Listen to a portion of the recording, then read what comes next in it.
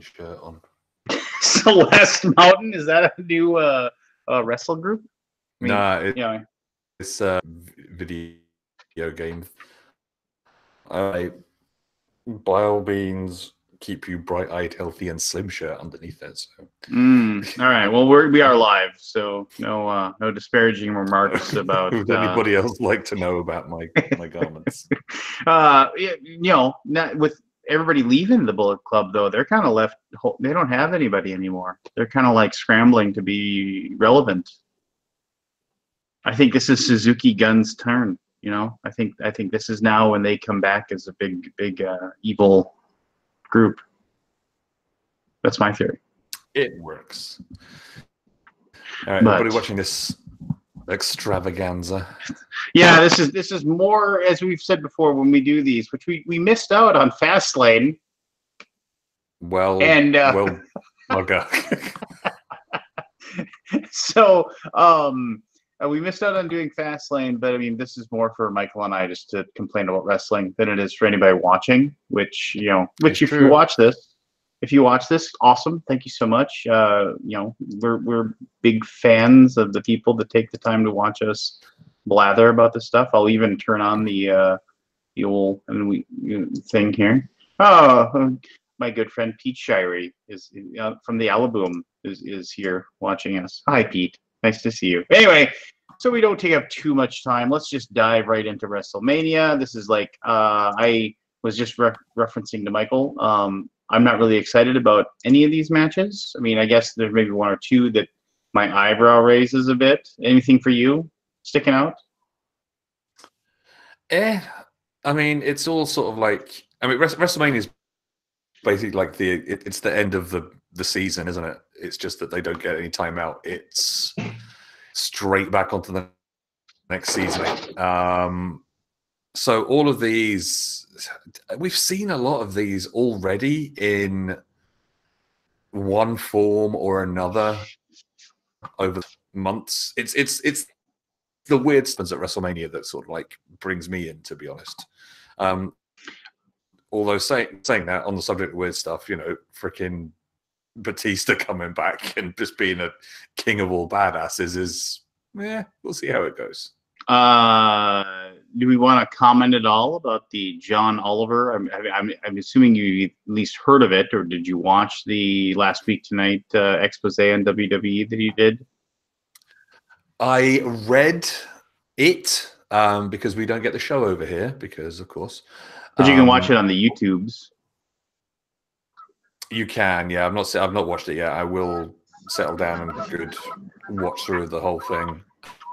Yeah, I mean, everything he said is pretty much true. It's a business built on the backs of lots and lots and lots and lots of people who are working in their art and are not getting the recognition or the rights that they probably deserve, especially if you're not sort of like at the very, very top of the card. Yeah.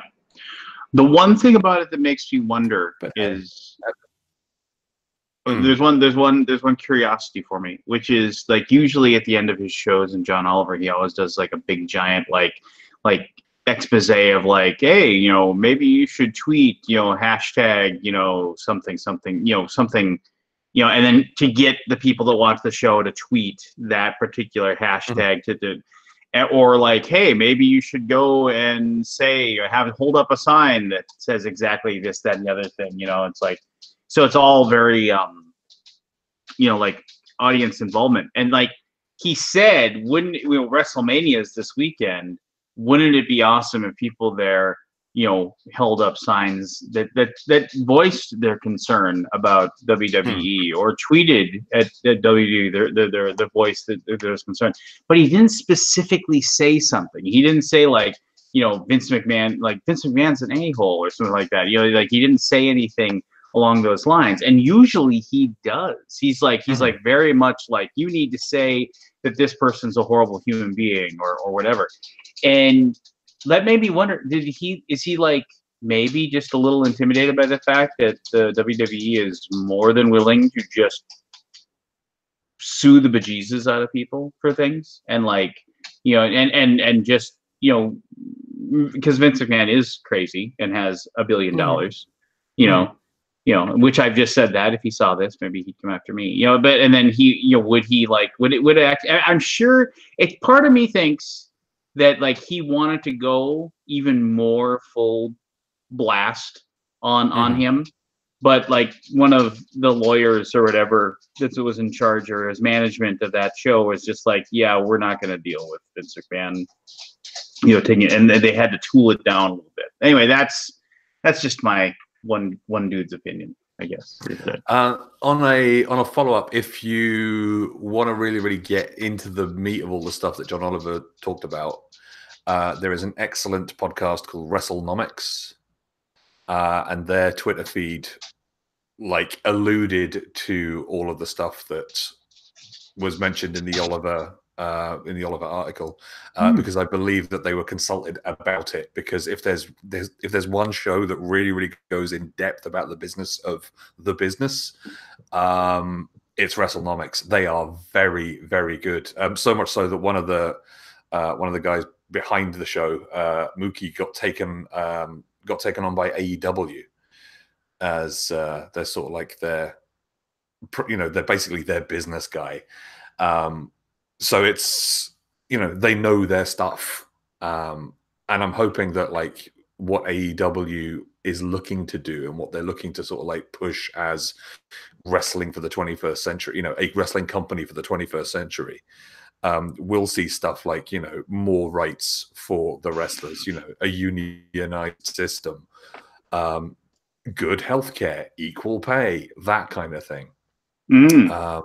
Because crazy ideas. Yeah, who'd have thought? Looking after your performers. So, and then before we actually, I know we said we're going to dive in, but I came across like how YouTube, like, oh, you seem to like watching these Wrestle Zone things or whatever, and then they start suggesting stuff to you. I came across apparently a little while back. Eric Bischoff was on some guy's podcast, and this guy's like normally he's like a realtor. I know he's a realtor because like the advertising for every single one of his episodes is like, call my realtor and buy a house through me. So, but he also has this podcast that he did some wrestling stuff with. And he somehow got Eric Bischoff to agree to be on his podcast, and he called the show 83 Weeks, and that's like the number of weeks that WCW was number one in comparison to WWF, and he called it 83 Weeks. And I think it's 83 episodes, and they met up like repeatedly and talked for an hour or 2 hours at a time, and he would take like specific things, and he's like, what were you thinking? Why did you do this? Just like, and it's really fascinating. It'll take you a long time to get through it all, but I mean, it's and a lot of it is kind of weird, and a lot of it is like Bischoff just saying, I have, it's like, why did you do this? He goes, I was stupid. I shouldn't have done that, and like, and there's a lot of stuff like that. Recollection. I was, yeah. And he talks about how like one of the, it's just quick little anecdote was like, one thing was like, I didn't realize this, but Eric Bischoff was actually working for the WWE before he went to the WCW. And he was actually, I didn't know that he had anything to do with WWE prior. And he was working, and then they came in and they made him this offer to come over to WCW. And before he was in charge of everything, it was like some like middling level corporate job that would be kind of in charge of the wrestling thing. And he took it because he went to Vince McMahon first, and he said, hey, look, this is what they've come and they've offered this to me. And Vince McMahon said, I think you should take it. I mean, there's no way we can match that level of salary for you. And so he went, and like he said, after like 2 weeks, he said it was just like he goes, I was laying on my couch in my new house with my and I was just crying because I was just like, I screwed up. I should have stayed with WWE because like WCW was in such shambles at the time. And like and he was like he called up Vince McMahon and begged for his old job back. And like, and he's like, "Can I please just come back?" And like, but like, and then Vince McMahon told him, he said, "Do it for a year." And he said, "Do it for a year. You just bought a new house, you just moved everybody there, you can't come back." And this is if you take Eric Bischoff at his word, but I mean, he sounded very, very honest. And then he said, "Just do it for a year, and if you still hate it as much as you hate it now, you can come back." And so then he stayed, and obviously halfway through that year, he got to be in full creative control and was able to turn everything around. But anyway, yeah, good stuff. Go just type in 83 weeks into the YouTubes, and you can find all of the episodes. It's kind of neat to see the back, the behind the scenes stuff, if you will, as he remembers it. I was hoping Vince's response would be no chance. That's no, no chance. Great stuff. All right, so here we go. We got WrestleMania. There are supposedly going to be 15 matches, 3 on the pre-show, theoretically, and then 2-hour pre-show at that.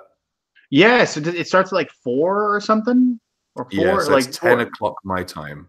Yeah, I mean, it's just like, which is ridiculous. I mean, I usually have the pre-show on in the background, just to have it on, just so I can hear, the people prattling, and while I'm like preparing food and cooking and stuff like that. So, which I'll do, but it is ridiculous how long this is going to be.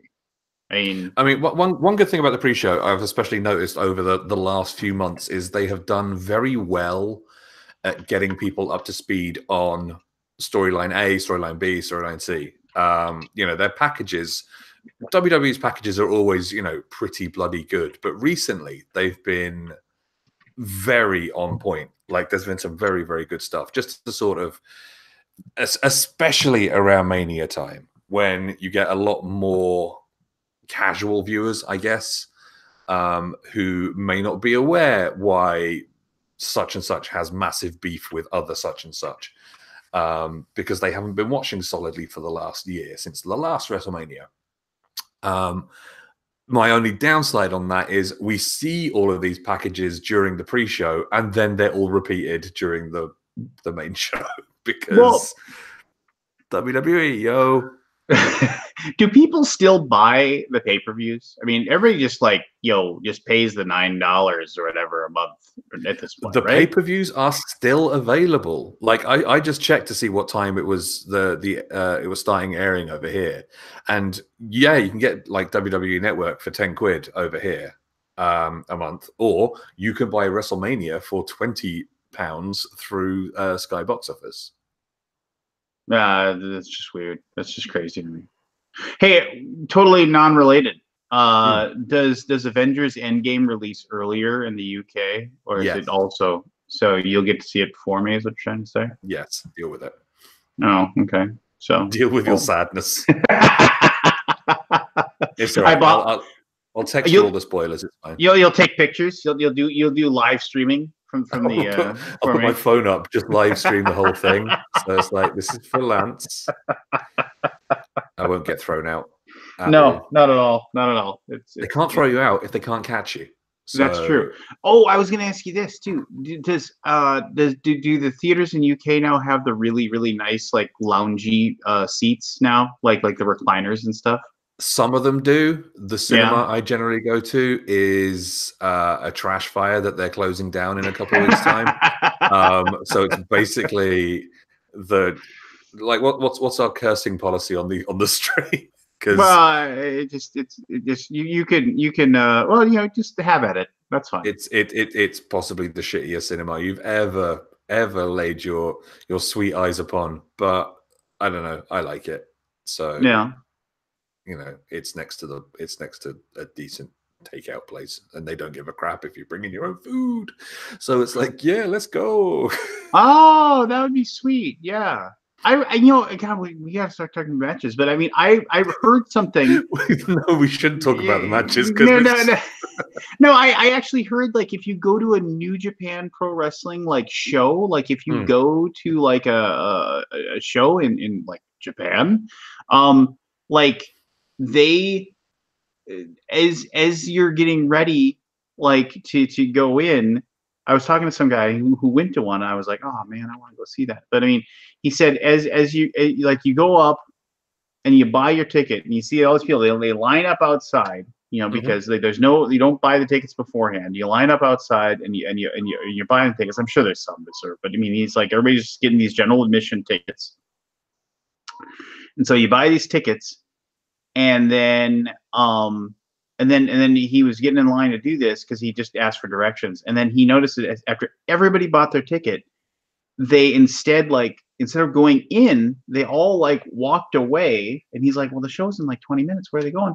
And then he noticed they all like walked down the street and they turned a corner, and there were all of these people that had set up like vendors, like that had set up all these places to sell like cans of beer and sandwiches and food and all these things, whatever, I'm sure it wasn't like sandwiches like I'm thinking, but I mean, like, because I was in Japan, it was, I don't think I found a roast beef sandwich anywhere in my life, but I mean, but basically, like, they get all this food, and so he's watching, and all these guys are just grabbing these bags of food and grabbing 3-4 cans of beer, and then they just walk into the thing with it, because there's no vending whatsoever on the inside. There's no place to buy drinks or anything, and then the people are just, there's no like usher standing there. It's like, oh, you need to drink that before you go in. No, it's just like, and that's what and these people just wait, and they're like, oh, okay, and he was like, oh, cool, and so then he realized, so that's neat, instead of like, instead of going to imagine him doing that at MetLife Stadium. Oh yeah, I mean, like you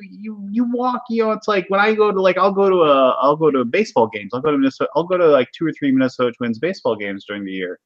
And like, you can't go in there, it's like whenever my wife goes with, like, if you have they search through they basically inside out the purses and things like that.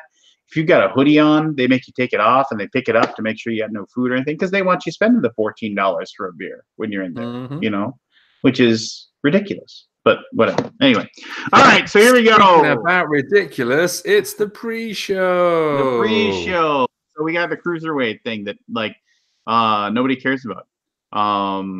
Like, which, I mean, I care about it, but I mean, it's just like, because it'll be well wrestled. But I mean, but very, like, unless you're paying attention to 205 Live, which very few people are. Which very few people do. You have no idea about the backstory behind what's going on. Well, we should tell people. I mean, this is the knockout tournament. Like, it's the culmination of the knockout tournament for yes. To see who would take on Buddy Murphy, who won the title back at the Melbourne Super Show. That was a while ago. Yeah, it's been some time. So yeah, the final was Tony Nese versus Cedric Alexander.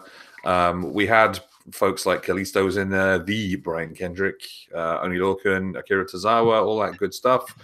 And yeah, so our match is going to be Buddy Murphy versus Tony Nese, and I'm going to assume that Tony Nese will take it because they want to get people excited for Mania. So why not? If you haven't spent your money yet, why not get your people excited by having a belt change on the pre-show? Yeah, I mean that, and like, it's just time.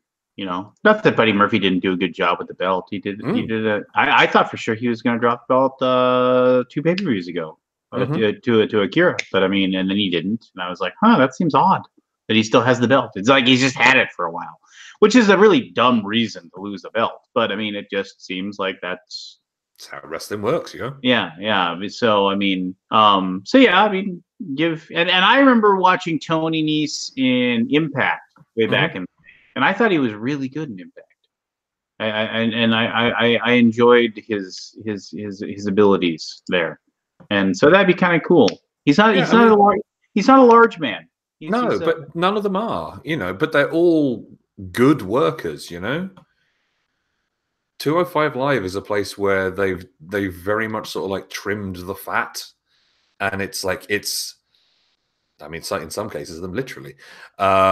They're so scrawny boys, but they're all good performers, and they have their own little corner of the WWE universe that they're working away at, and so few people watch it.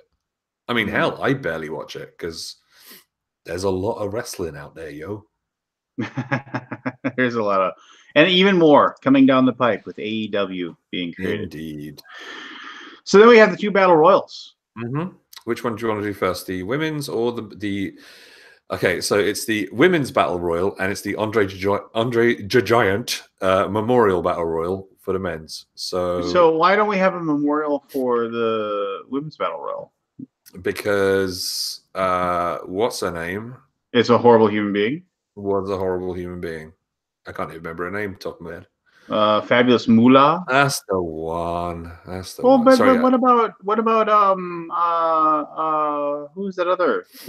I can't think of her name right now. God dang it. China? Well, why? See, why wouldn't you call it the China Battle Royal? I would. If I was the top brass over there at what's not going to be Titan Towers, I would call it the China Memorial Battle Royal. Why not? I mean, it's you can even use her real name if you wanted to. Yeah. I mean, and if you wanted to avoid any sort of, because of her unfortunate film career, I mean, you want to avoid any stigma with that. I mean, I think that would be she definitely was somebody who helped put it on the map, right?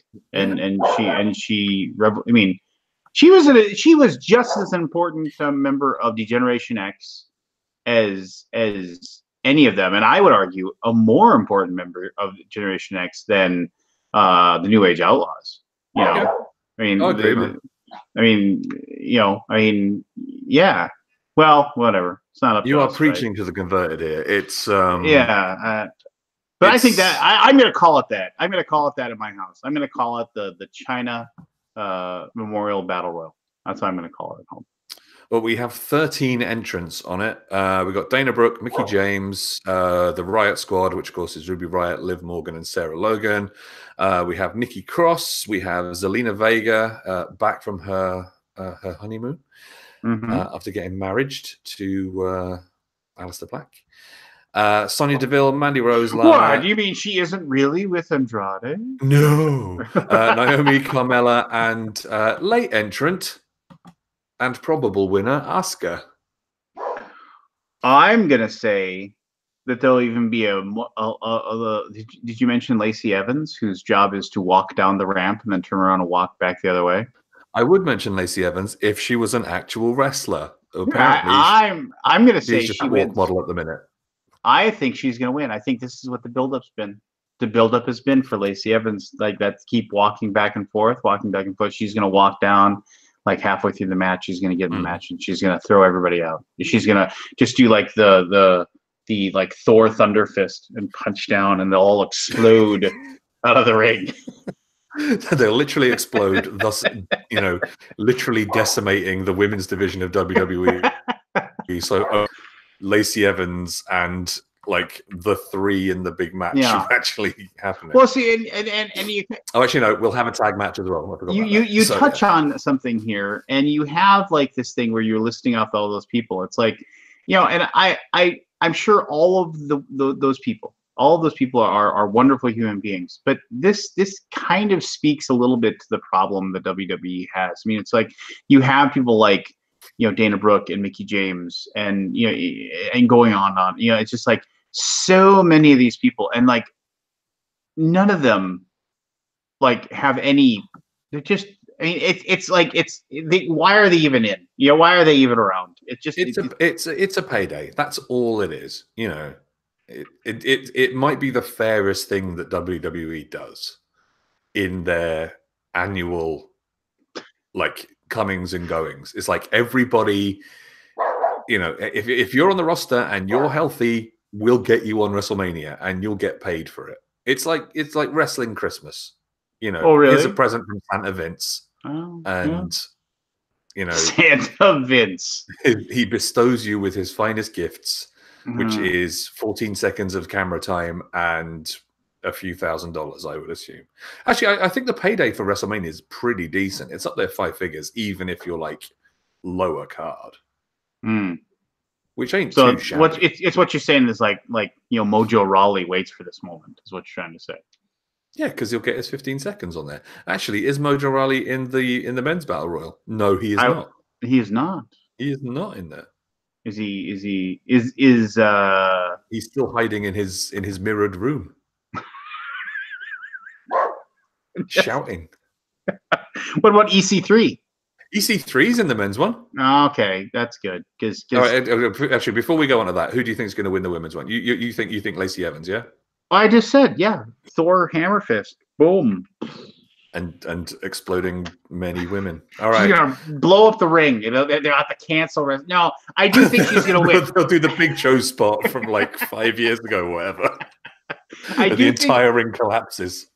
If she shows up and gets in the ring, I'm hoping that's what this buildup has been. So I think she's gonna win. If she isn't there, oh geez, I don't know. Shock twist. She's gonna show up in the main event and walk out there with both titles. Yeah. Oh, wouldn't that? What a twist! Yeah, what a twist indeed. I give it to Asuka just because I feel sorry for her that they basically had her drop the belt so they could, because they're going to get rid of the brands, right? They're going to get rid of the Raw SmackDown brand thing. They gotta. They're just going to have people move around. I see them unifying stuff, but we'll see how it goes. You want the full list of gentlemen on the? Oh God, I can't wait. Read it off. All right, here we go. I'll start with the classiest. So Braun Strowman's in there, of course, and then from Saturday Night Live, Michael Che and Colin Jost. I know who my money's on. Anyway, and then we've got Apollo Crews, Titus O'Neil, Tyler Breeze, Jinder Mahal, No Way Jose, Bobby Roode, Chad Gable, Kalisto, Gran Metalik, Lince Dorado, Bo Dallas, Curtis Axel, Heath Slater, Rhino, Victor and Connor from the Ascension, Andrade, the now abbreviated Ali, Shelton Benjamin, Luke Gallows, Carl Anderson, Matt Hardy, Jeff Hardy, and then Otis Tucker from Heavy Machinery and EC3. This is Braun Strowman's. Oh yeah, it's his show. But what a giant mess that's going to be. I mean, just reading off all those names. I mean, there's not going to be any room to move. I mean, Braun Strowman's just going to have to heave 5 people out, and then what's going to happen is that there's going to be something where maybe he teams up with these two weirdos from SNL in some way, and then they kind of work together, and then because Braun Strowman's going to clear the entire ring, and these two guys will be the only ones left. And then he can get his, whatever drummed up just desserts that he wants. And let's just take it, and I'll listen to yours, but I do also want to say what a difference a year makes for Braun Strowman. Top of the card, competing, chasing the championship belts. He never got one, did he? He never did. He got it was the tag belt he was at last year, wasn't he? Oh yeah. Oh, where's Nicholas? He won with Nicholas is entrant number 30 in the Battle Royal. Oh, okay, good. Because I mean, I was a little bit worried, because former champion Nicholas. But I mean, you know what? That guy can say that for the rest of his life. Former tag team champion. WWE champion Nicholas the Child. Yeah, Nicholas the Child. No, but what a difference. Braun Strowman was top of the world, and it does feel like he's now I'm on the pre-show. Yeah, it feels like he's become he must have done something really freaking bad backstage, because the guild has fallen off that Lillian style. It's fallen off and has turned into freaking fire. Yeah, and it's burnt Lily. But I mean, even the Big Show, as far as we're going to talk big men, even the Big Show got to hold the belt, several times. Yeah, but it's too many people. Yeah, I don't know. There's 30 people in 29 people. Maybe it's because you just can't talk in a crappy battle royal. Yeah, that's going to last 12 minutes. Yeah. Yeah, and at least the Big Show could talk, right? He was funny. He would make jokes. He knew how to laugh at himself a little bit. Yeah, and I don't know. I'm a big guy. I'm gonna hurt you. Give me hands, which I think is the dumbest tagline of all time. What are you going to get these hands? What am I going to take your hands? What am I going to like? Are you wearing a large pair of like novelty rubber hands, and I'm going to come and take them from you? I mean, that would be an amazing thing to see. just like, And the finishing move is he removes the rubber hands and just fucking hurls them into the face of his enemy. and then when he removes them, you realize his hands are actually that big. Yeah, they're Like tiny child oh, hands. oh yeah, like tiny little paws. Like he's like, meh, meh. Because really, he's a bear, as we all know. I'm thinking that Strowman is not going to win this. Like he's going to have his moment with the two SNL presenters, but he's going to get like really angry, and because he's so infuriated, he'll chase the two of them out of the ring, but he'll like step over the top rope and freaking eliminate himself that way because it's WWE and that's dumb as heck. I mean, it's not like freaking Heath Slater or Luke Gallows is going to win this, but I think EC3 is going to win it. Oh, really? I heard he was like seriously in the doghouse for the. Yeah, I like EC3 though. He's good.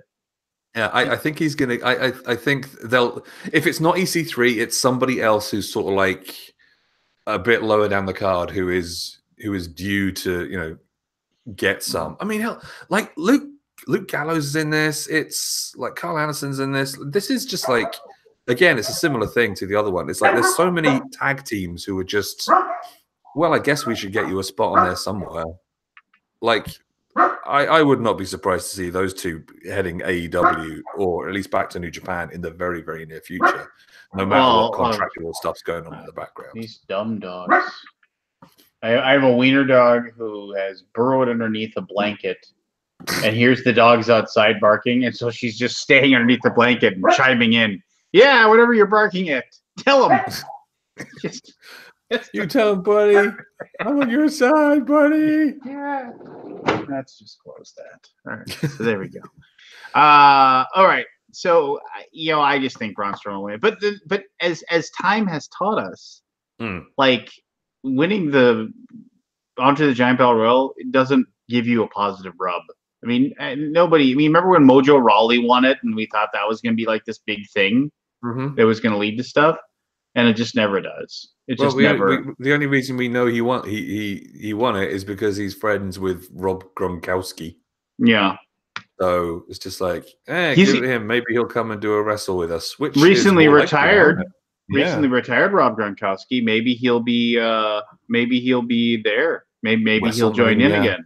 WrestleMania 36. Maybe or versus Mojo. Or maybe he'll sign with AEW and bring. Yeah. Who knows? They're getting everybody, So I mean, this is true. I just want to say I don't like outdoor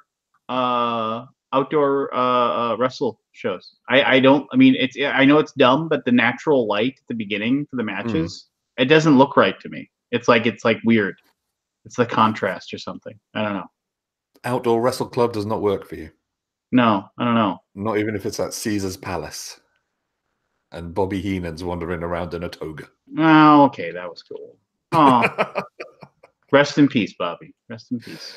All right, let's go on to the main show because, holy Lord, there's a lot there. Do we even know the order of the matches? I mean, we do. The only thing we definitely know is that the Women's Championship is going on last. Everything it is going to else headline. What if that's a work? What if it's like, and you thought that was last match, but sorry, no, Vince McMahon's going to come out and wrestle Doink the Clown. I mean, that would be a baller move, but fair play. I mean, like, isn't Doink dead? Well, which one? There were several. They're clowns. They have short lives, short, horrifying, dangerous lives. And for that matter, what a difference a year and a half makes with Jinder Mahal as well. Yeah, I mean he must be like what 29 stone of muscle now. Yeah, sorry for the Americans in the audience, 500 pounds of muscle, living muscle. just looking really angry all the time. But Yeah. I mean, you could say that about so many people, though, that you know, oh, such a fall from grace for this one and this one and this one. Then all of a sudden you realize that you've written an entire A4 sheet of paper with just names on it of people who were champions last year and are now just sort of like, well, whatever. I mean, Christ. Okay, let's do a match. Finn Balor versus Bobby Lashley. What? You know, what? It's what? Yeah, but you know, if we're just going to say that, if that's when we're thrown out there to talk about. Well, actually, let's do the one that I think is going to be a giant mess, just because I don't see this turning out well. And this is also going to have a fall from grace name in here. When you have the Usos versus Ricochet and Aleister Black versus The Bar versus Shinsuke and Rusev for the SmackDown Tag Team Championship. Rusev and Shinsuke, like, now tagging together because reasons, because they're foreign. That's why they're not American. We are not from here. Yeah, that's our thing. It's like, I mean, this is like the freaking return of the what is it, the League of Nations? Oh yes, from ages ago. It's just like, bring that on again, except it's different nations. For that matter, The Bar. I mean, you know, they're not from here either. You know, that's true. Well, and Aleister Black isn't from here either, but he's a good guy. Yeah. Well, please refer to them by their proper name, their proper tag team name, which is Black O'Shea. What? Me, anyway. Black O'Shea. It's like the greatest 70s movie ever.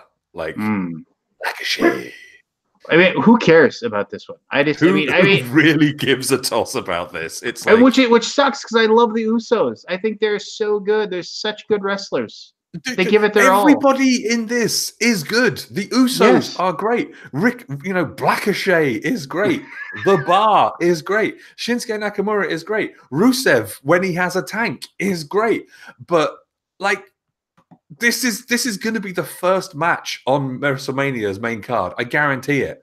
And it's just going to be like 7.5 minutes of chaos, and no one will remember it by the end of the night. And why are they teaming up Black and Ricochet together? Aleister Black and Ricochet. I don't understand. I mean, they brought up all these people. I mean, unfortunately, Tommaso Ciampa got hurt, and leaving Johnny Wrestling, Gargano, like, afloat. I mean, they brought him up, and did he go back? I don't know. I mean, did he head back to NXT? They're still running the whole NXT thing. I mean, obviously NXT Takeover is the night before. No, it's actually on Friday. It's on the Friday, isn't it? Oh, cripes, yeah, because they got Hall of Fame on the Saturday night instead now, don't they? Yeah. Actually, that's good, because it means I will not have two ridiculously super late nights, one after the other. And for those who care, I'm currently jet lagged as hell because I was just in America, so my brain is a mash. But yeah, it's going to be him versus Adam Cole Bebe, isn't it, for the NXT belt? So, but they left Aleister and they left Black O'Shea up there. Black O'Shea. And it's like, okay, I mentioned this to our friend Rob Oren, who's also a huge wrestling guy. We were talking about the wrestling thing yesterday, and I was just like, those two just, I mean, they're good. They're both very good wrestlers, but they don't work well together. I mean, it doesn't seem like it's a normal tag team. It's like, there was an old kung fu movie I watched with David Carradine in it. And I remember, like, he was like the aged master or whatever, and then like there was the younger kung fu person, and they were like, and the young kung fu person, we say, we should team up together. And he said, and David Carradine, of course, in his wise old kung fu saying, said, no, we shouldn't team up together. And he's like, well, we're both great fighters. We're both excellent. We'd be a great team. And he said, if you tie two eagles together, do they fly better? And I was like, oh, that's good. And it's just like, yeah. And so yeah, I mean, it's just like, you need to let both of these two fly. You need to let them both go do their thing. And Aleister Black and his like death metal entrance, and Ricochet with his, like, I don't even know what it means, very, very lively. I mean, it's just a mixture of styles that just doesn't. Yeah, and it's there's two words that describe exactly why it's wrong, and one of them is Vince, and the other word is McMahon, because it's just sort of oh, these two guys from LT, they must know each. I mean, do you remember like when Aleister Black was first coming up, and he was like he did this horrible promo where he was sort of like putting himself forward as like the blue collar working man. And it's like, okay, number one, you're not Dusty. Number two, you are literally a Satanist. Like, this is not the character that you should be gunning for. And it's like, I don't get it. Like, the only reason I can see why he's teamed them up is because, well, they're both on NXT and they know each other. And it's like, yeah, but character-wise, you've got this, this angel flippy shit guy who is amazing, and then you've got literally the spawn of the devil. I mean, maybe that's why he's going for it. Like Ricochet's got that angel wing thing going on, on his cape once in a while. So how soon to the match will they do their first thing where they both Ricochet and Aleister both run and like all the other guys will be outside the ring, and they'll run, and they're gonna leap over the ropes to like jump on them, and they'll both do their thing where they jump back off the ropes and they to fake them out, and Ricochet lands with his like kind of Superman punch thing down, and Aleister Black lands in the cross-legged position and looks at them or whatever. I mean, that'll happen like the first 45 seconds of the match. Literally within 45 seconds, it's going to happen. Like they'll clear. Like it'll start off a big brawl. They'll clear the ring. Blah blah blah. They'll do the thing. The crowd will pop like gently because, of course, it's an outdoor arena, so you don't trap any of the sound, and it'll be and they'll realize, shite, we're in here for another 9 hours, so we need to conserve energy and have a nap. So, yeah, they'll win. They'll give the belts to Ricochet, and it'll be nothing against the Usos. There won't be any shine off the apple off them because they flat out go, and they go well, and they are one of the best tag teams in the world. And agreed. But they'll give the belts to the young guys, and because there's no way on earth that Shinsuke and Rusev get anything out of this. There's no way on earth the Bar. Once again, it's like, oh, we're the Bar. Yeah, we showed up. Give us our paycheck. If you need us to hold on to the belt for like 6 weeks to carry it over to the next face group, then fine. And that's what the Bar does now. And yeah, I think the only good thing that come out of this is Blackochet winning, and then it leads to a hopefully not that long down the line really, really like nasty split, because then Aleister Black can be proper heel and Ricochet can be the proper good boy, because I'm sorry, Vince, you cannot have a full-on death metal Satanist as a face. It's not right. All right, moving on. No, moving on. Billy Joel. Moving on. All right, so I have no idea what'll be the next match. None whatsoever. Let's go another tag team one. Let's do the women's one. So Boston Hug Connection. Oh wait. Actually, I'm gonna say this. Who's gonna think about it? Is Rey Mysterio for sure injured?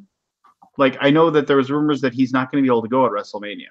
Oh, he's done something to his ankle or something, hasn't he? Yeah. So I don't know. So he was meant to be up against Joey Samoa. So I don't know. We'll have to keep our ears open for that. All right. So if that happens, does Rey Mysterio take the United States belt off of Joey Samoa, or it will Samoa Joe? Joey Samoa. Yeah. I've never heard him referenced as Joey Samoa before. That's his birth name, his given name. Joey Samoa. Just like Joseph Samoa. Let me see here. I'm trying to against evaluate and determine if he can compete at WrestleMania. So they haven't. I'm gonna use the old Google machine. Hit the dirt sheets, man. Come on, what is this? Mysterio injury ? No, not injury. Injury ? Let's get. Suffers status in doubt. Very serious suffered reportedly injury is reportedly legitimate. Latest update on this. Nothing. I don't have anything that says. They just don't know. Yay. Yay. I mean, I would have enjoyed watching Rey Mysterio go against them. Here, hold on. Now I got a dog that wants to come in, so apologize. There you go. Come on in. So yeah, I don't know. I mean, that's a good question. I'm seeing he'll be reevaluated for WrestleMania 35. So yeah, he sustained an ankle injury during his match against Baron Corbin on Raw. It was meant to be up against Andrade on SmackDown. That did not happen. Well, I mean, regardless, I think Samoa Joe will retain if that happens. He'll retain. Whoever he goes up against, he'll retain. Especially if they make Mysterio go out there and be injured. Yeah. Then yeah, they're not going to give it to a person that's been injured. So that's unfortunate. I like watching Ray. 619. Why did he call it the 619? Is it like an area code? It is the area code for where he grew up, yeah. Oh, well, there you go. Booyaka, booyaka. All right, what's up next then? Or you wanted to go with the Boston Hug? Let's do the women's tag team match. There's a fatal four-way for the women's tag team championship, of which, of course, there is only one. So it's Bayley and Sasha Banks versus the Divas of Doom, which apparently is what Beth Phoenix and Natalya are going by now. The Iconics, who are amazing, Billie Kay and Peyton Royce, and Nia Jax and Tamina, who do not have a tag name because it's just Nia Jax and Tamina. Mm-hmm.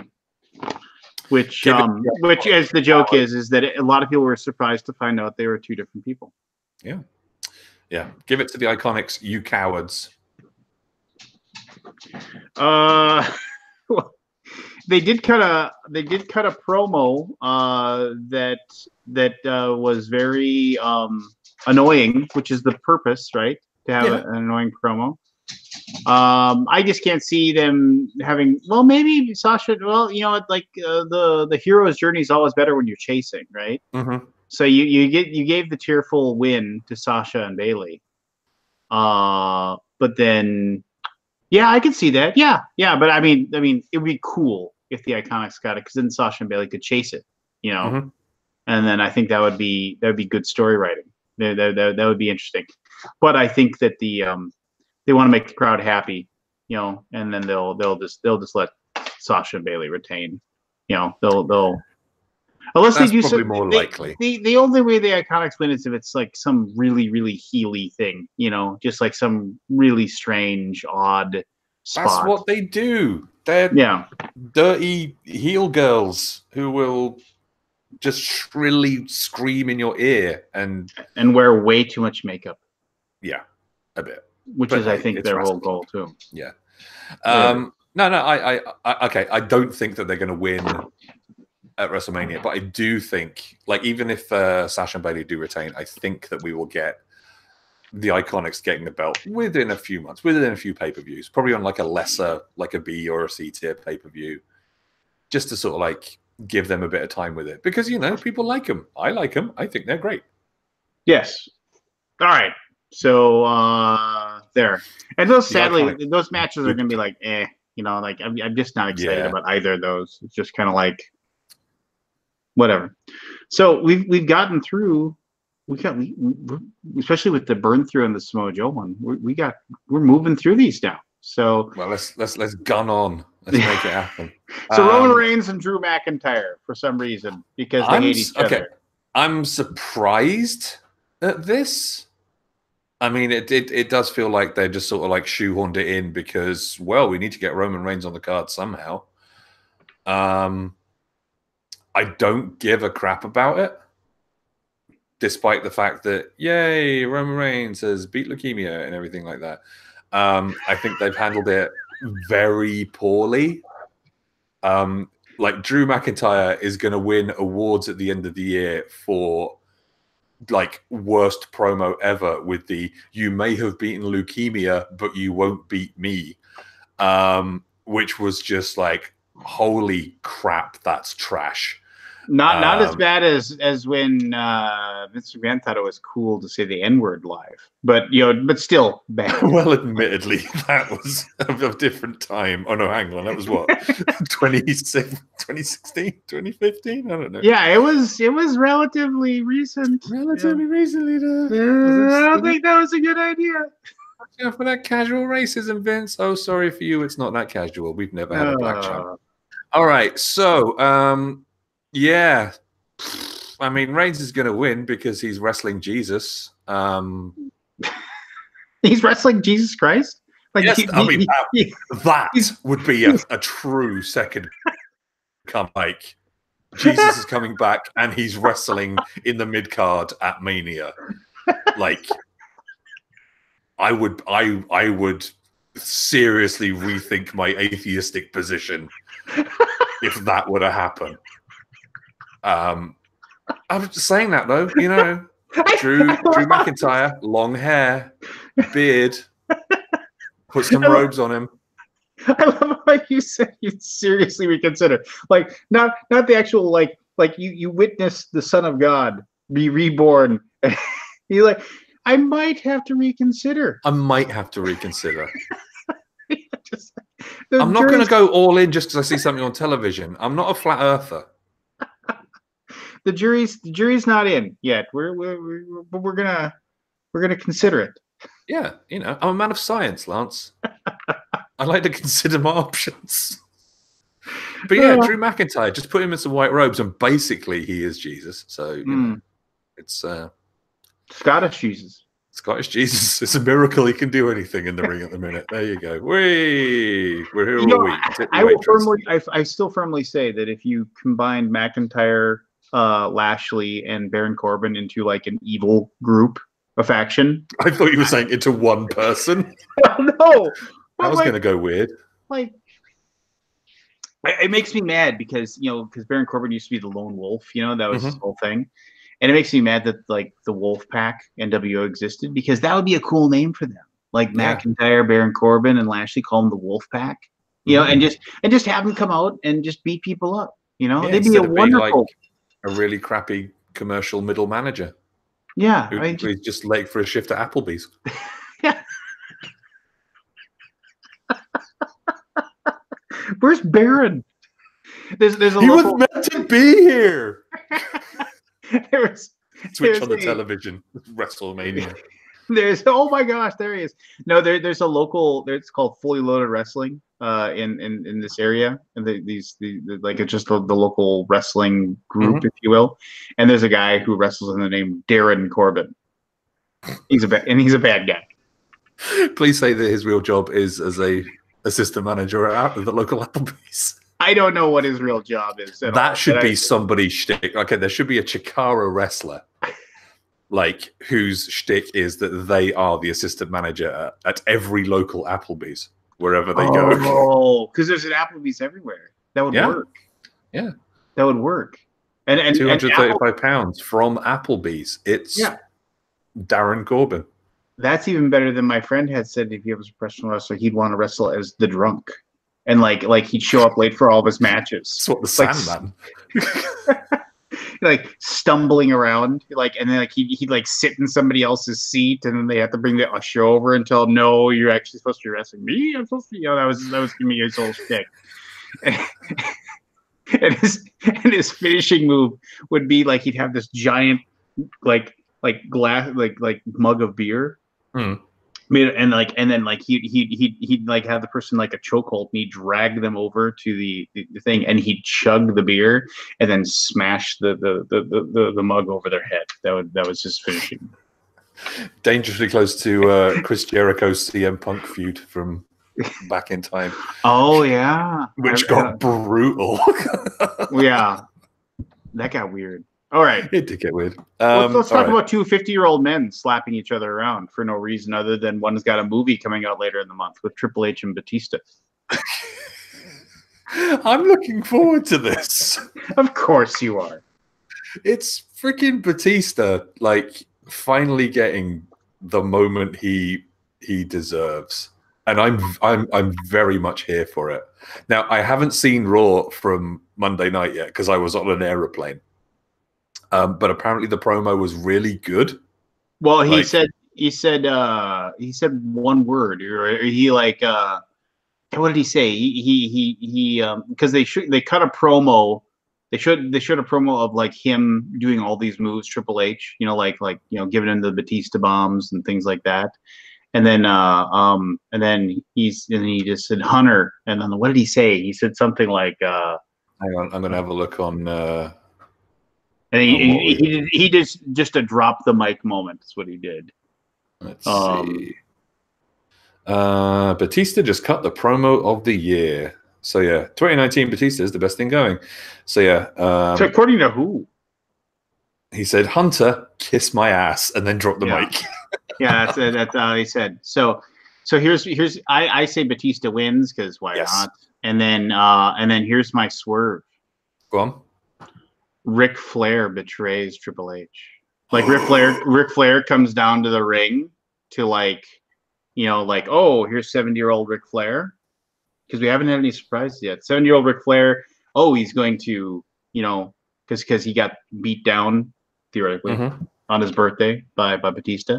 So instead, Ric Flair hits Triple H with a chair shot or something like that.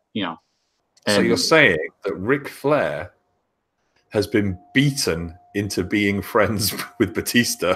Yes, I would say that. A concussion has knocked him silly again, or some sort of like horrible Stockholm syndrome thing going on. Okay. Yeah. I could go for that. I mean, I definitely think Batista's winning because, hey, he has a movie coming out in a couple of weeks. Also, it allows Triple H to finally move into becoming wrestling dad. And if he doesn't have to ever do in-ring competition again, he can finally focus on moving his NXT character onto main roster essentially and becoming the good authority figure. Yes. Okay. Moving on. That's a no holds barred as well, isn't it? What?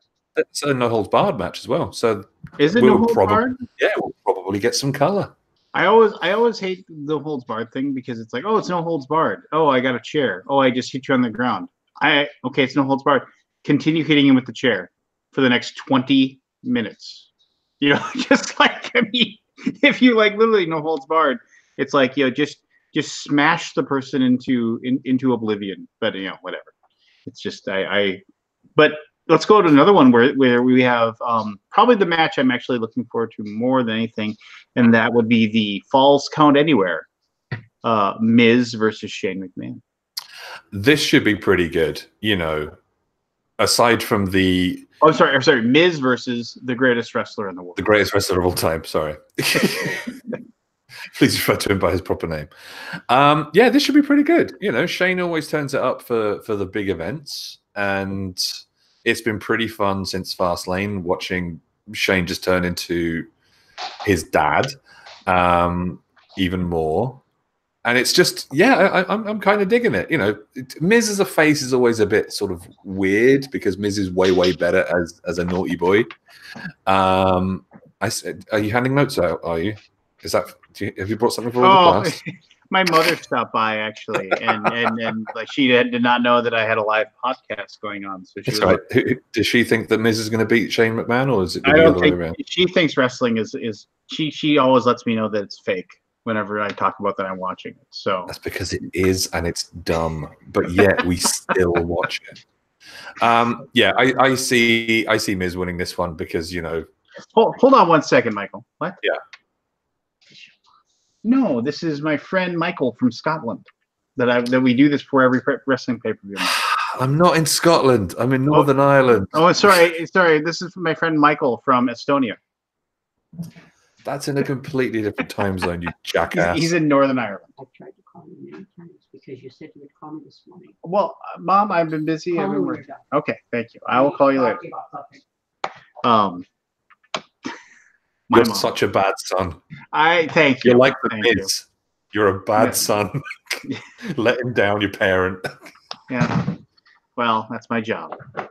Anyway, that's saved for the rest of my life on YouTube, as long as I didn't delete it. Me disappointing my mother. So Well, we've all been there. Yeah. So yeah, who's going to win? I think it's going to be Miz is going to win. It has you to gotta be. let Miz win, and this kind of feeds into my idea that the Miz Daniel Bryan thing is not over. Mhm. You know, and so like you got to give Miz this like kind of face solidifying win, and then you know just kind of put him, and then like have Shane O'Mac being put in his place a little bit, and then that's Miz wins. Maybe I remember.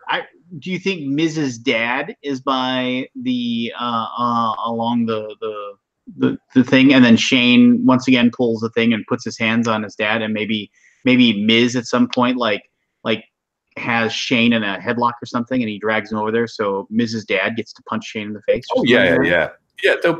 There will be retribution. There will be pain. I was at a Nitro taping when Kurt Hennig, rest in peace, was wrestling, and because it was in Minnesota, Larry the Axe Hennig, who lives in Minnesota, was at this show, and it was like one of those things where it was cool. I mean, he was like, you know, oh hey, there's Larry the Axe Hennig, former professional wrestler and father of Kurt Hennig, and he's like, it was a good like 20 feet away or whatever. I had decent seats at a Nitro taping, and I forget who he was wrestling, no idea, but I mean and Kurt brought the guy, had the guy in like the like both his arms back, and like and like in the full 2-arm headlock, and brought him over to Larry the Axe Hennig. So then Larry stood up and dusted off the old knuckles, and then bam, gave the guy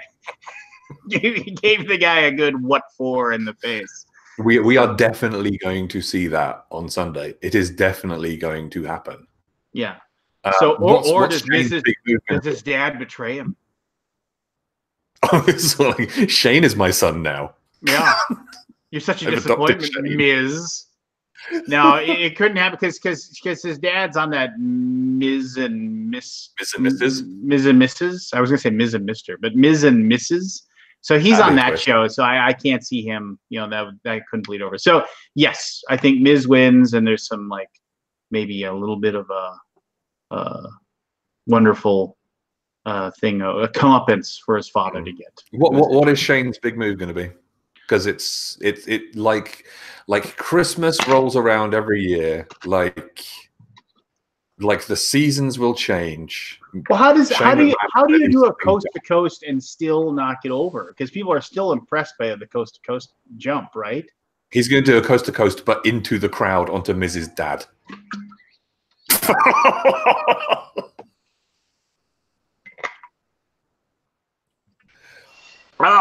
You bastard! I was drinking. I was timing that. I knew that was going to happen. Just climbs up.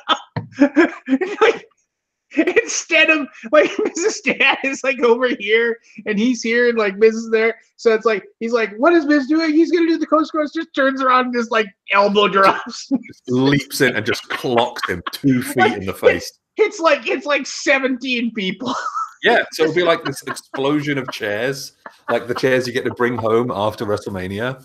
And it'll be like, like Mrs. Dad, 12 kids, and a bunch of other people, and then Shane has run out of the company for and endangering the public. Yeah, no, it'll be something where Miz gets to because it's Falls Count Anywhere, so they're gonna eventually move away from the ring, and Miz is gonna shove Shane off something tall, and Shane will fall and go through something, and then Miz will beat him, but it'll be something, fairly epic like that, and just with the Falls Count Anywhere stipulation added to it. So Let's talk about AJ Styles versus Randy Orton because reasons.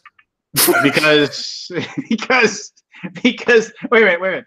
I was doing the Randy Orton. I didn't even realize it. You know, just like that's what it is. It's the shrug. You know, the last promo. Did you catch the last promo on SmackDown? I did not.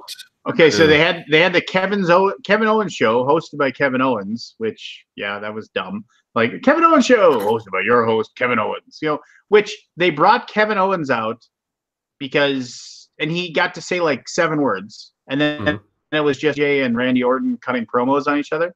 And they did have a couple things where basically like Randy Orton said, you know, when you were wrestling bingo halls, I was main eventing WrestleMania. You know, just like, you know, when it's like, you know, just like, and then like that's big words from a guy that after 20 years in the business has one move, you know, which he said about Randy Orton. And then of course Randy Orton said, well, it's like, it's like that one move has propelled me to 6, propelled me to be the youngest world champion ever. You know, and then AJ said something. Was that before or after you tested positive for drugs and got suspended? You know, and just like, so they were like, damn son. So man, this has meaning now. Yeah, so I give a shit now. They really went after each other. So they must be like good friends, you know, behind the scenes, you know, for them to cut that crap. And then then Kevin Owens actually he just got up and he just walked away. He was just like, it's like, my name's Paul and this is between you all, you know, just like he got up and walked away. And then they started going after each other for a little bit. And then he got the upper hand on Randy Orton, and he went for the phenomenal forearm. And I was like, and here comes the RKO out of nowhere. You know, I just like I saw it. I mean, it isn't the RKO out of nowhere when you know what's going to happen. You know, just like, because if there's one move that's going to counter the forearm, perfect. Yeah. The thing that clutches and grabs somebody out of the sky. Yeah. So he gives him the RKO, and then he got up and then and Randy Orton's that's what's going to happen, AJ. That's what's going to happen to you, and then this is flawed reasoning. I mean, because Randy Orton won or got the comeuppance there, it just the seesaw goes back the other way, and AJ Styles pulls it off. That's my theory. As likely as anything else. What else have we got on here? Bobby Lashley. That should be a good match. It should be a good match. Yeah. Oh, yeah. It means nothing, but it should be good. Nothing. It'll be good. I mean, that will be the go make the popcorn one, but that's fine. Or my friend, when WCW used to come to Fargo, Moorhead all the time, we'd go to all of them, and it was just like that stop between Minneapolis and Chicago for like for Nitro tapings, and so we go to house shows all the time. And then he would always there would always be a luchador match, like usually 6 luchadors just doing crazy jumpy stuff and doing crazy. And my friend said, luchador, that's Spanish for restroom break, right? And he'd always get up and he'd leave. That's what? Casual racism. Yes, the 90s. Well, it was a different time, as we always say. Anyway, let's talk Bobby Lashley versus Finn Balor, because oh wait, we're gonna get the demon Finn Balor. Question, Finn. Why bring out the demon for this Intercontinental Championship thing when you could have done it a little while ago for the Heavyweight Championship? Because you can't have the demon lose. The demon doesn't lose. That's the whole point. So the demon's gonna win, and he'll win this fight against Bobby Lashley. Maybe he'll heave Leo Rush into the sun. It's an outdoor match. It can happen. He will devour Leo Rush. I like Leo Rush. I like him. He's being massively freaking wasted. Yeah. He's and he's not a bad wrestler either. So He's a good wrestler. I saw him over here in Dublin. God, must have been like a year and a half ago, whatever. He is excellent, and he is wasted as the hype man for somebody who should not be on another freaking WWE run. Lashley. Oh, jeez. But he's a perfect bad guy heel manager. There should be more heel managers. Heel managers are great.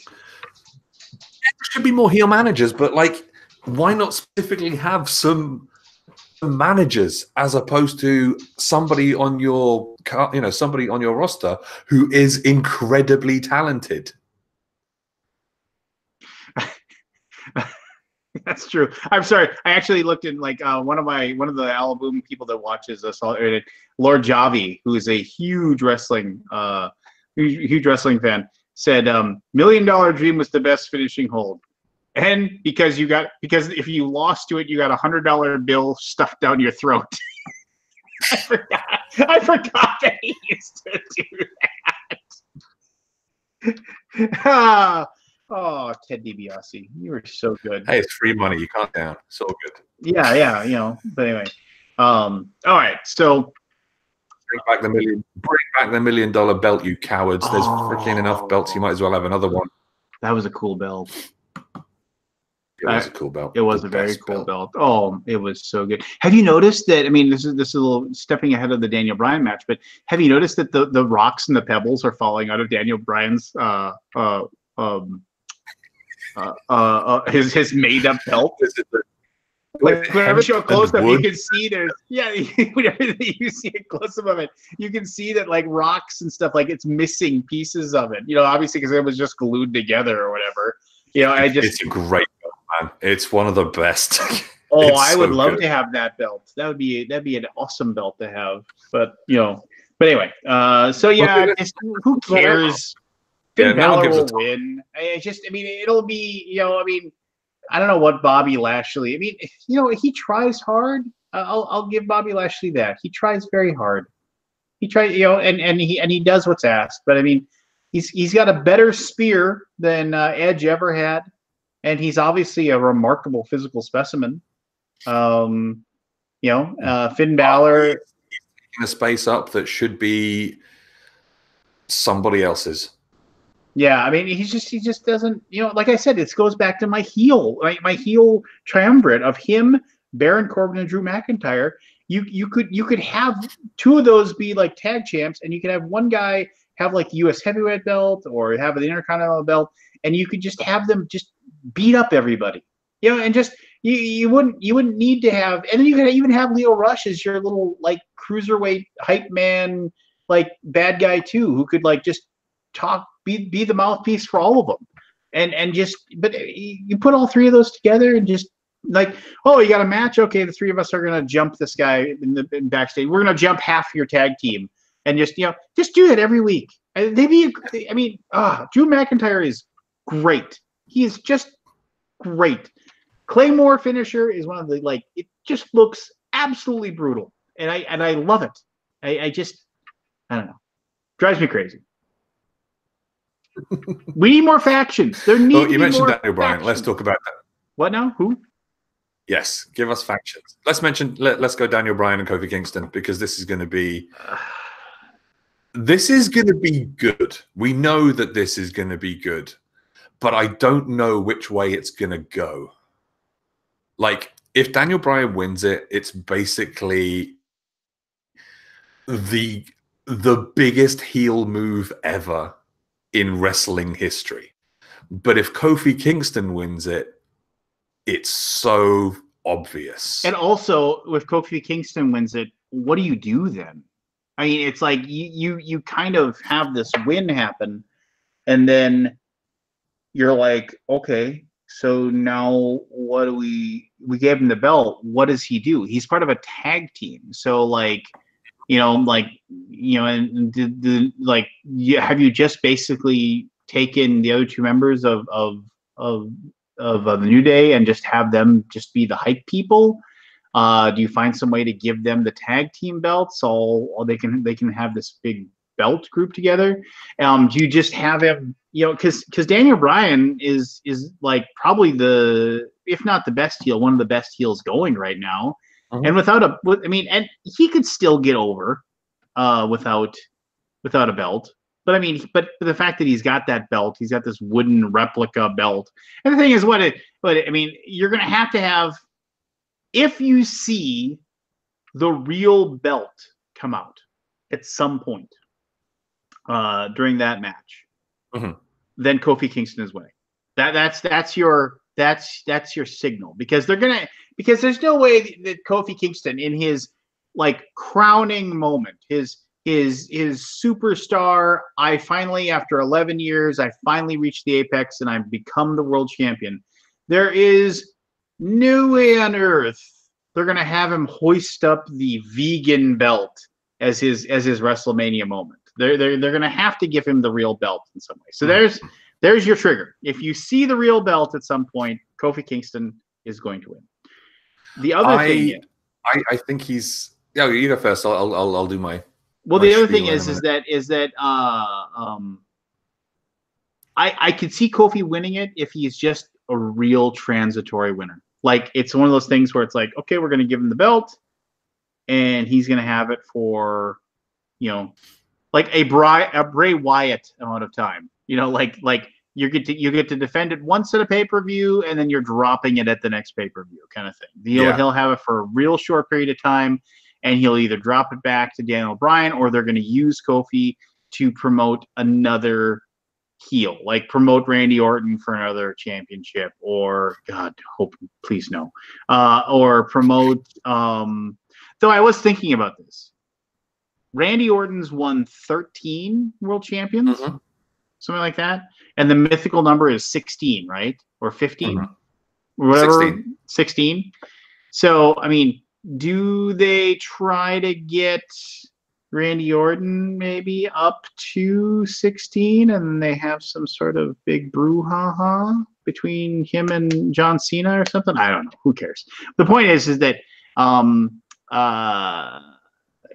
that would be it. Maybe they instead of trying. See, I thought that they would like have. I still think Kofi Kingston loses. I still think he loses, and I still think that they then build up. They give him a shot, blah, and then they build up Kevin Owens as the everyman, because like Daniel Bryan's supposed to be like, it's like you people who just go home, and family people who go home to your big screen TVs and drink your beer and blah blah blah blah blah, that whole thing. Like that's Kevin Owens, because he was doing that. He's like, hey, I just want to be at home with my family, and I just it's like I miss being, but I really appreciate being home and doing all those things. And like he's what's Daniel Bryan, like Kevin Owens is what's worse, the worst thing in America kind of thing. So long story short, that I built. But now the more that I think of it is that it's like they're gonna give it to Kofi, and they're gonna give it to him for a couple months. That's just what my gut says. Unless they're gonna really just solidify the heel, Yeah. And the thing is, they can, because you don't have to have the happy go home moment at the end of WrestleMania, because they're not the final match. I mean, I think it's more likely that Kofi will win, because give him that moment in the sun. If it does happen, how I'd like to see it happen would be New Day basically like distract the referee by having a bit of a tussle with Rowan, because of course they're all going to be ringside, so there'll be some issues. There'll be a tussle. They all get sent back into the they'll get sent backstage. All that's happening. Kofi just clocks Daniel with the wooden belt, smashing it in two. And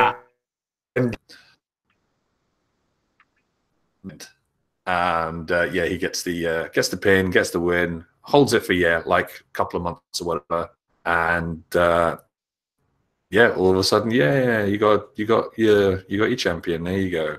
Well done. Yeah, I mean, you get it kind of, you put it away, as they say.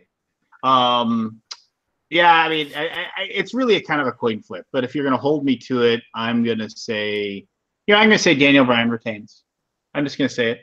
I just, because I think Vince McMahon is crazy enough to just say, you know what, screw all of you. You don't get it. Because I'm Vince McMahon. I'm Vince McMahon, and I did so much damage to my internal organs with human growth hormone and steroids that I probably don't get a lot of years left on this planet. So I'm just a big middle finger to all you people, all you New Day supporters. Yeah, that's screw you, kids.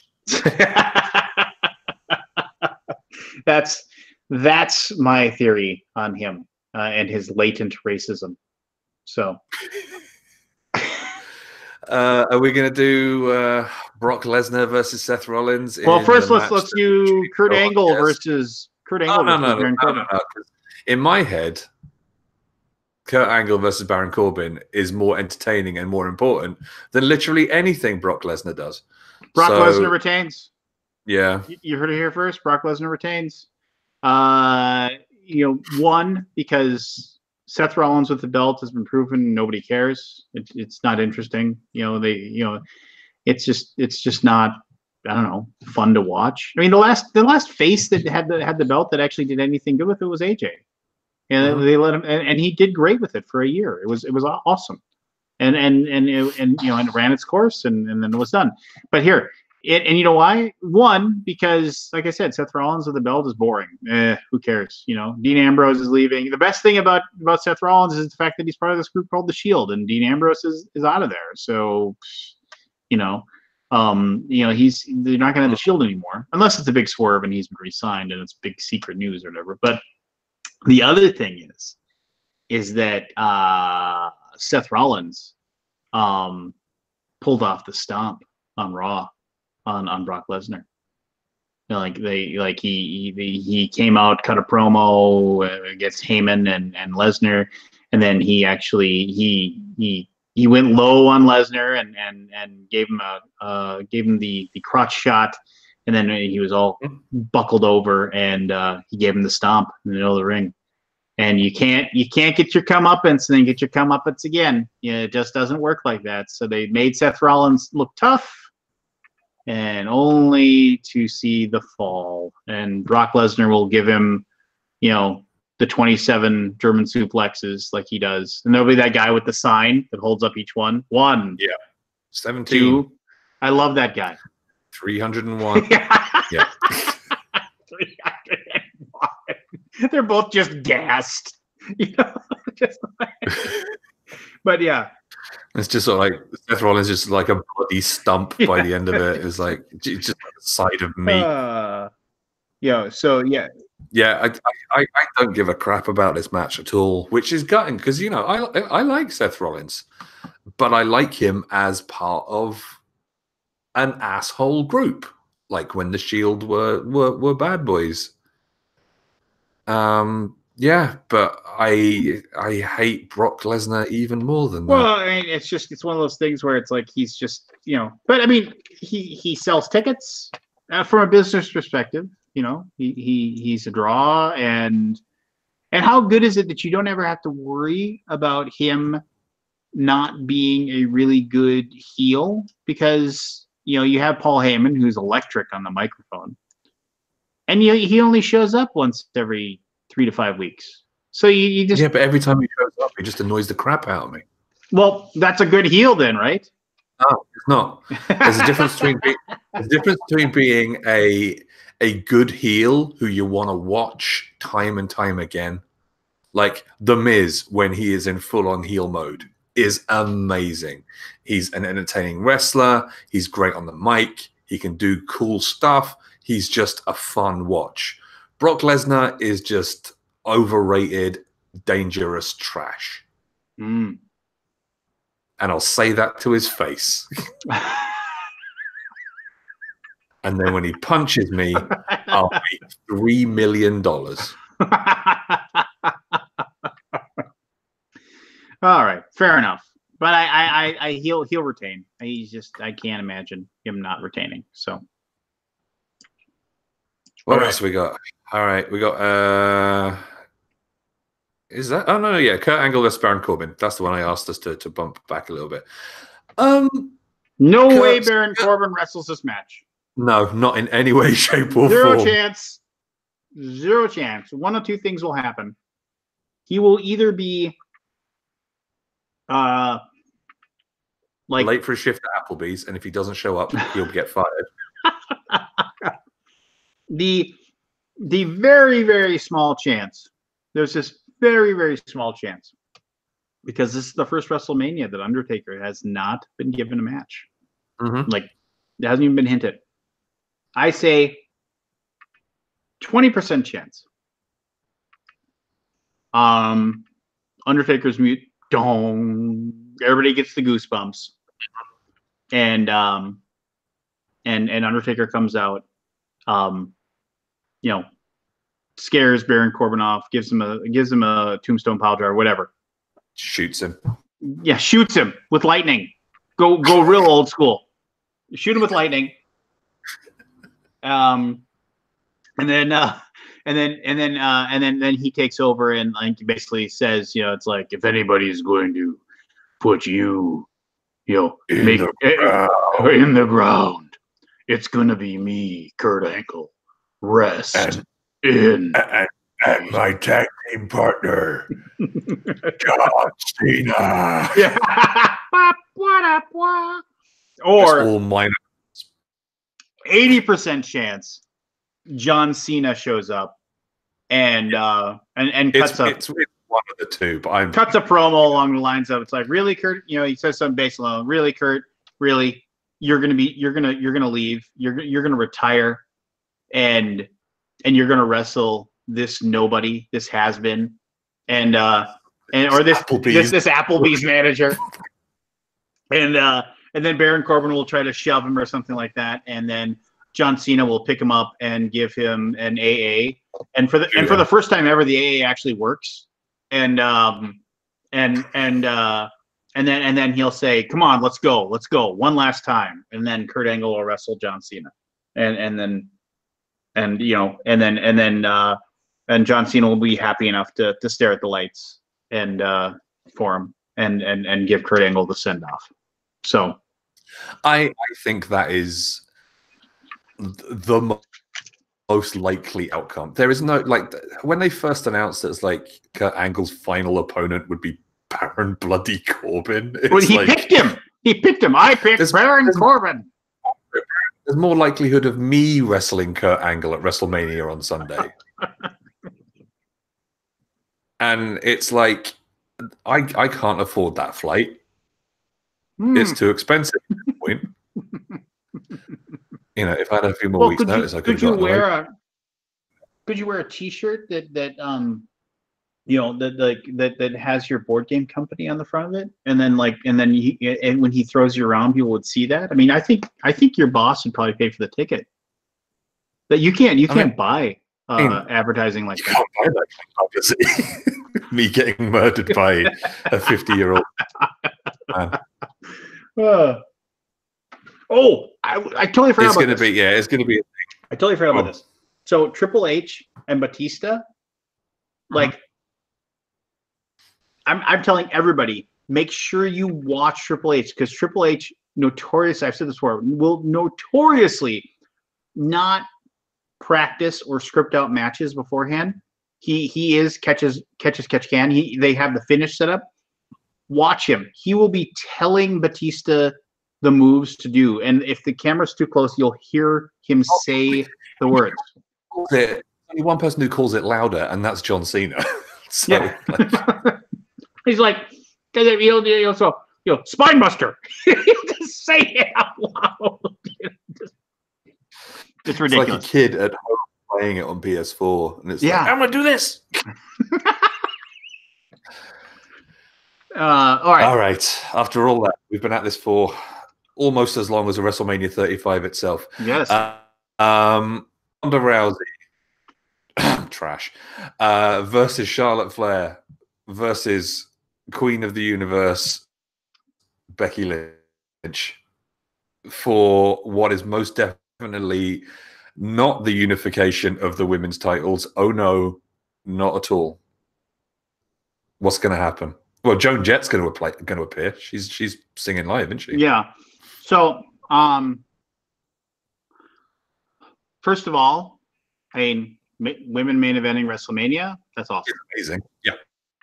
Just, I mean, that's super cool that that's happening, and they've done a fairly good job of building up this match.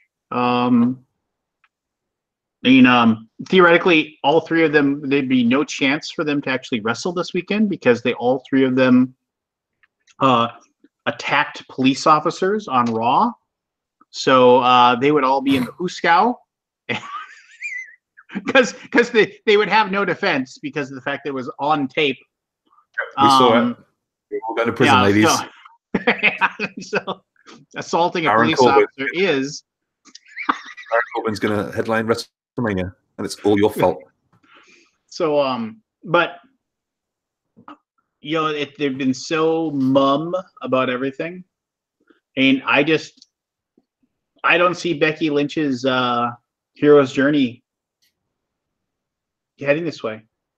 No? I don't know. I see, I mean, unless it's going to be Ronda Rousey or Charlotte. But I'm feeling Ronda Rousey unites the titles just so everybody can just hate her even more. Hey, seriously, I just, when was the last WrestleMania we ever had a heel go home moment? I think we're overdue.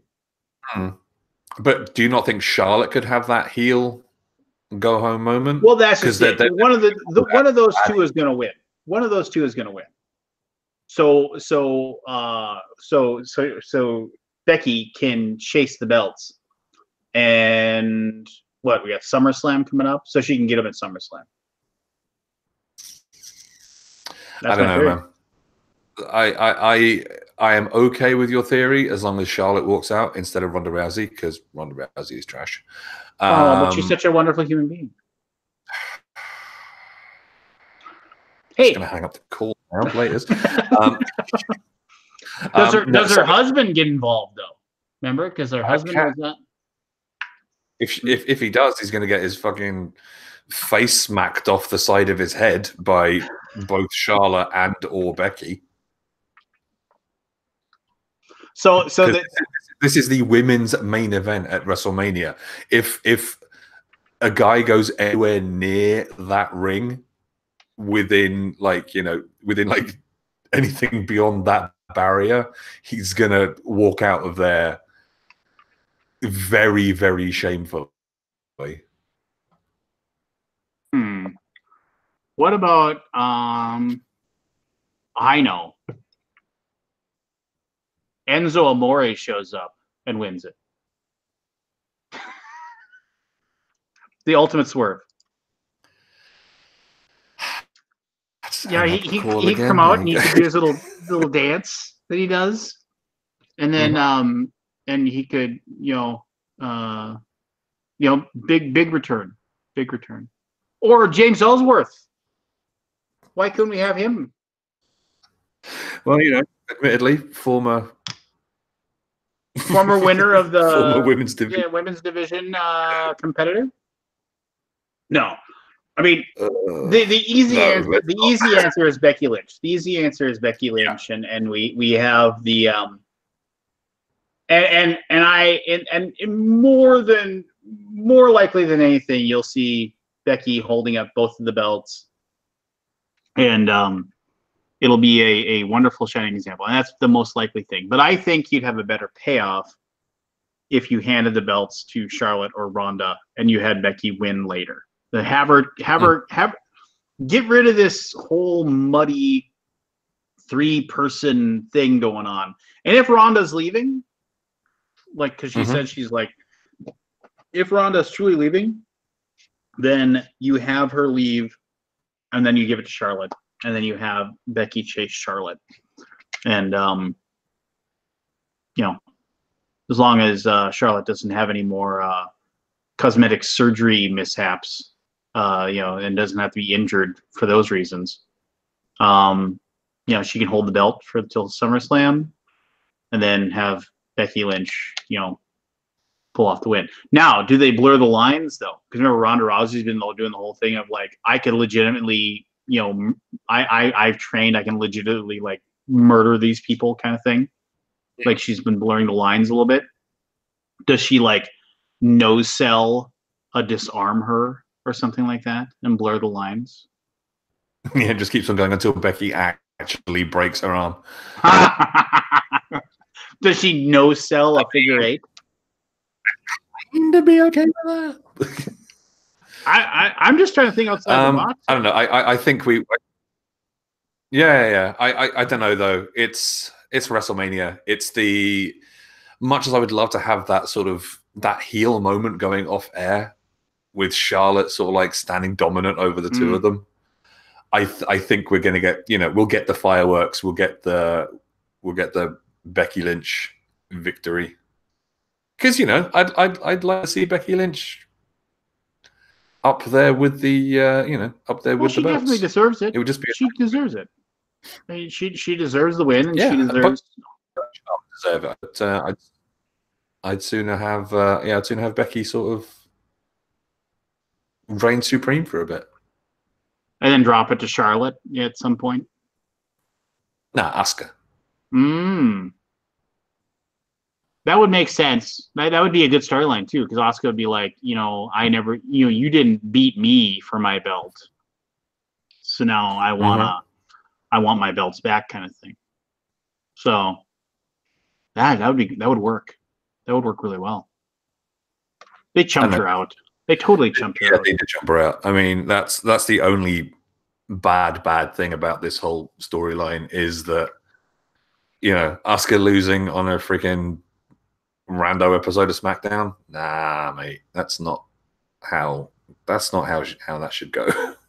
No, like an unannounced championship match. No. Yeah. So ultimately, I think it'll be a C+ pay-per-view. That's my grade. I'm thinking. That's very positive thinking of you. But NXT the Friday before will probably be much better. Oh yeah. I think that's going to be excellent as always. I have to watch last night's episode because I have not yet seen it. Oh no, what day is it? Today's Wednesday, isn't it? Yeah. Or is it Thursday? So you'll have to. No, it's Wednesday. I have to watch it tomorrow, but I've got the day off work, so I'll watch it when I get up with my breakfast.